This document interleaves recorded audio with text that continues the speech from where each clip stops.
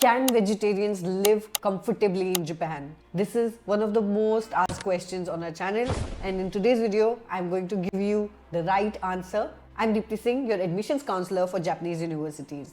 And over the years, we have sent many students to Japan in different courses, in different institutes, starting from high schools, undergraduate courses, language schools, postgraduate courses, for PhD programs. And today, I'm going to answer a very basic question that I get a lot from students and from parents: how you're going to survive in Japan if you're a vegetarian. The answer is you can survive in Japan if you are able to manage well. Japan traditionally may not be a vegetarian country, of course it is not, but Japan is also very process oriented, and which means that the ingredients usually on food are very clearly mentioned. And it is also a very organized country, which means you will know exactly where to find your food if you're a vegetarian. So in today's video, I'm going to give you some of these tips about where to find vegetarian food, how to find it, and if not buy from outside, what are the other options you have as a student to survive in Japan. So as I said, that Japan is very organized and it is very transparent also. So all the ingredients are very clearly listed on food.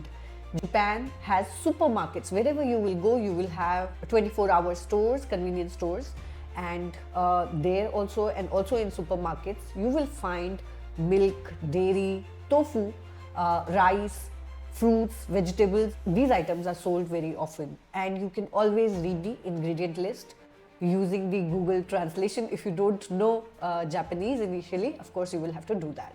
But rest assured, you will have all these products everywhere, wherever you go. Now let's look at some of the apps that help students navigate their way to find vegetarian food. One is Happy Cow. Happy Cow is a very popular app for vegans and vegetarians. You can shortlist and look at all the restaurants in your locality, and it is the most convenient way.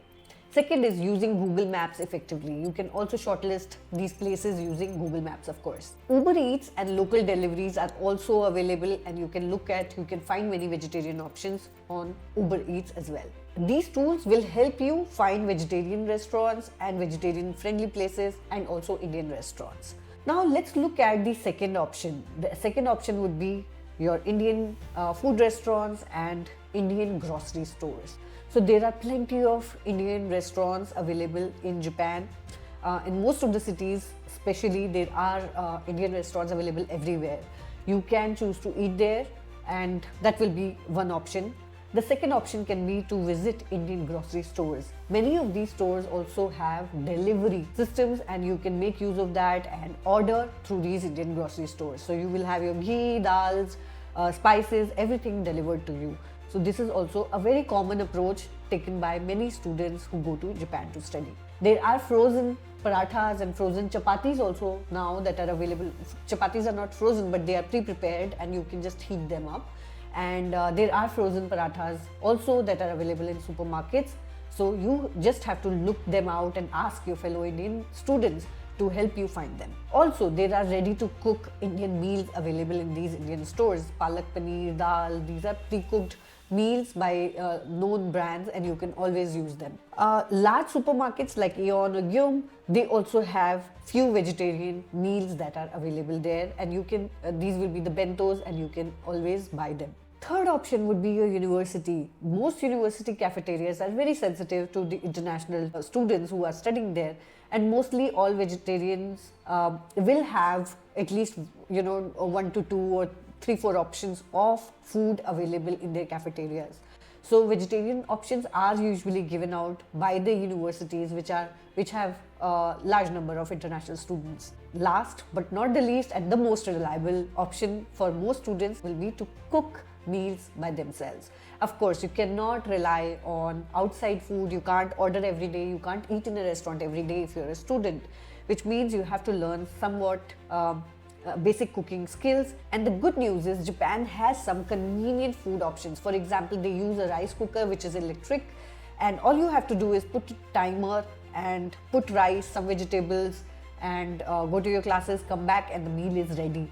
So if Japan has a problem, I believe that it also has a solution. So it's up to you to use these solutions smartly and manage your time well.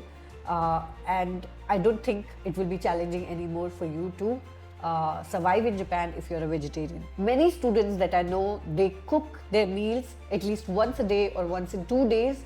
This is especially not just to avoid cost, but also for the health benefits and for saving and comfort that they do this.